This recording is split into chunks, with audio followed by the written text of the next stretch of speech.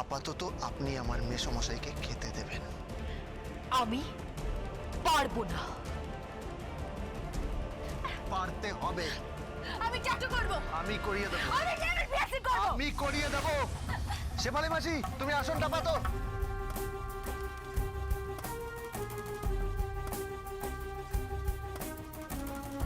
অত বড় একটা ধনী লোক অত বড় একটা ধুতি তুলে এইটুকু একটা গেজ বার করে মাত্র মাত্র 10 টাকা দিল। কি ছোট মন মাইরি। তুই চ, 10 টাকা বেশি কথা বল। আসুন আসুন আসুন, চলে আসুন, চলে আসুন, ফলো মি, চলে আসুন। মেসমশাই আসুন, বসে পড়ুন, বসে পড়ুন, বসে পড়ুন। আরে খাবারটা রাখুন, রাখুন রাখুন, রেখে দিন, আস্তে করে সুন্দর করে রাখবেন। হ্যাঁ, এই জল, ঠিক আছে। খুব বড় ভুল করলে তুমি, খুব বড় ভুল করলে তুমি গোবিন্দ। তুমি বোধহয় ভুলে গেছো তুমি বাড়ির একটা কাজের লোক। কি প্রমাণ করার চেষ্টা করছো? আমার হাজবেন্ড হওয়ার চেষ্টা করছো তুমি? হ্যাঁ, আমি তোমার থেকে ট্যাটু করাবো না। ছি ছি ছি ছি। তুমি তুমি আমাকে দিয়ে ডলি চৌধুরীকে দিয়ে খাবার সার্ভ করালে। এই, এর ফল কিন্তু খুব খারাপ হবে, খুব খারাপ হবে গোবিন্দ।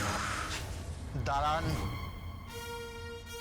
আপনি যদি ট্যাটু করাতে চান তার ফল কিন্তু খুব খারাপ হবে। আর যদি নেভেল পিয়ার্সিং করাতে চান। তাই নাকি গোবিন্দ? আমি তো যাবই। তোমার যা ইচ্ছে তুমি তাই করো। ডলি চৌধুরী ট্যাটুও করাবে আর নেভেল পিয়ার্সিংও করাবে। 100 বার করব। ডালি মনি, ডালি।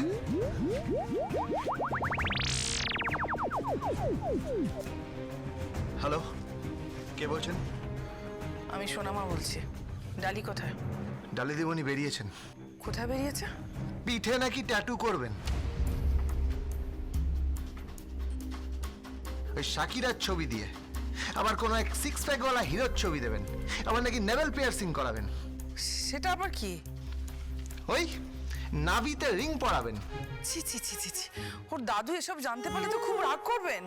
ছিচি করার কিছু নেই সোনামা, এটাই এখন প্রচলিত। তবে আমি বা কর্তাবাবু দুজনের মধ্যে কেউই এখনো অভ্যস্ত হয়ে উঠতে পারিনি। সোনামা, আজ যদি ডালি দিদিমণি ট্যাটু কিংবা নেভেল পিয়ার্সিং করিয়ে আসেন তাহলে আমি কিন্তু ওনাকে ছেড়ে দেব।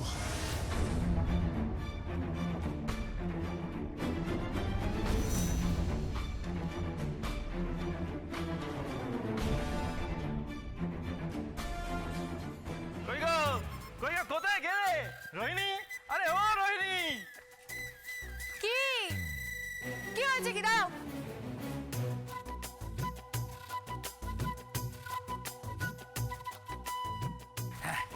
শোনা শোনা, বলছি খুব ভালো খবর, খুব ভালো খবর।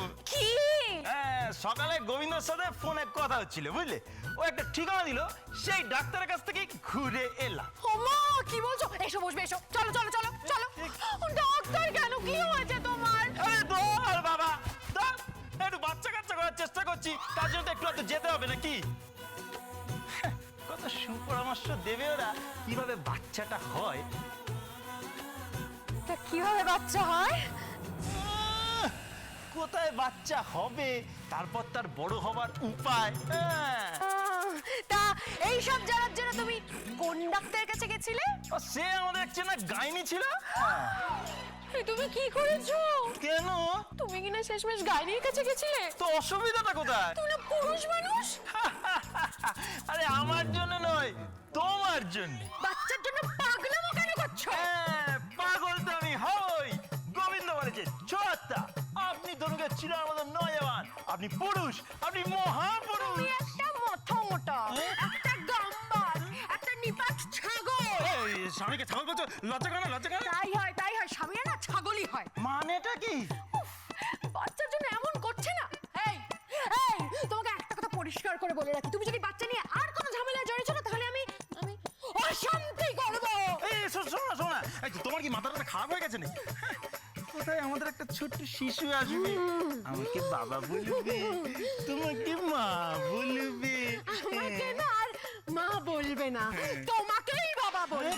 কেন? নিজে তো যাচ্ছ গাইনির কাছে, বাচ্চাটা না আমার না, তোমারই হবে। হ্যাঁ ধ্রুবদা, ধ্রুবদা, কি এই দেখো ঠিক কি এটা? গোবিন্দ সর্ষে ইলিশ পাঠিয়েছে।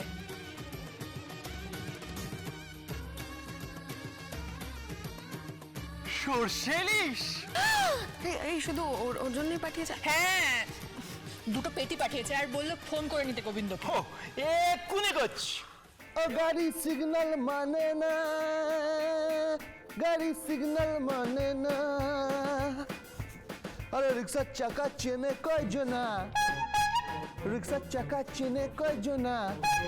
ও গাড়ি সিগন্যাল মানে না, গাড়ি সিগন্যাল মানে না।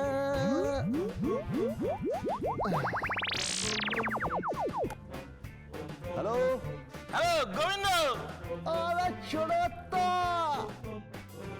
পেয়ে গেছেন তো? হ্যাঁ পেয়ে গেছি। শুনুন, ওই ইলিশ মাছের যে সর্ষের কাইটা আছে ওটাকে জিভের ওপর দেবেন, তারপর তারপর একটা করে আওয়াজ করবেন। কেমন করবেন? করুন করুন করুন। তারপর তারপর একটা ছোট্ট করে সিপ নেবেন। কি বলছিস গোবিন্দ? আমি কখনো সর্ষে ভাপা দিয়ে খাইনি। আরে খাননি তো খেয়ে দেখুন, ইলিশ মাছের ভাপার যে তেলটা আছে ওটাকে মুখে দেবেন।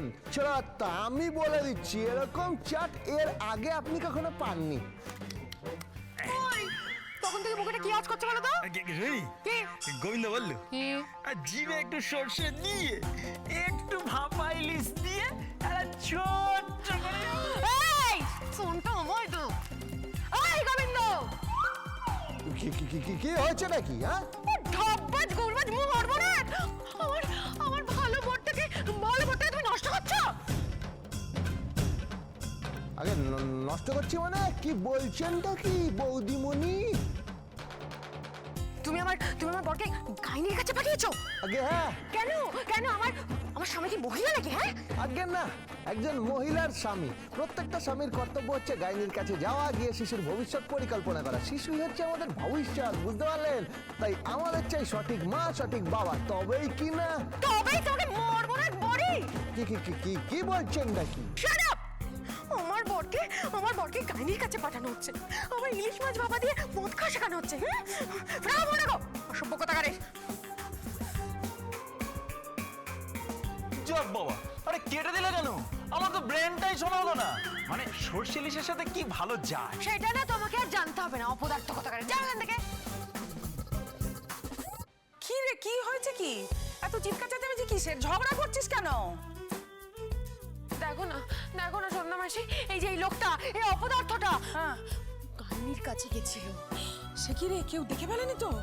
আরে না, সে তো যায়, যাদের সদ্য বাচ্চা কাচ্চা হয় তারা তো যায়। ওর কি কোনো বাচ্চা কাচ্চা হয়েছে নাকি? বলো। আরে হয়ে যাবে। এবার এমন প্ল্যান দিয়েছে না, একদম ওভার। এই কেন বলো তো? ডাক্তার কি বলেছেন? না উনি কিছু বলেনি। ওখান থেকে আরেকজনের কাছে গেছিলাম, উনি 4টে গুলি দিয়েছে, আর 4টে গুলিতেই বাচ্চা হয়ে যাবে।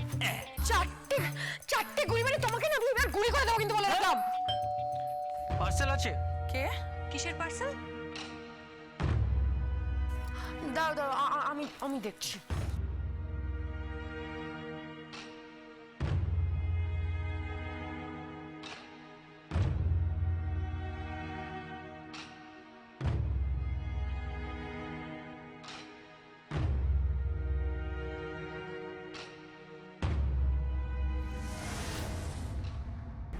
শুধু মাথায় রাখুন, আর মাত্র কটা দিন, তারপর না থাকবে আপনার বেনারসি পরার স্বাদ, না থাকবে সিঁদুর পরার মতন স্মৃতি। এটা পুরুষ জাতির সম্মানের ব্যাপার। হ্যাঁ, ওই নারীদের বোঝাতে হবে যে বিয়ের পর ওই তাদের পিঠ শুধু স্বামীরাই দেখবে। হ্যাঁ,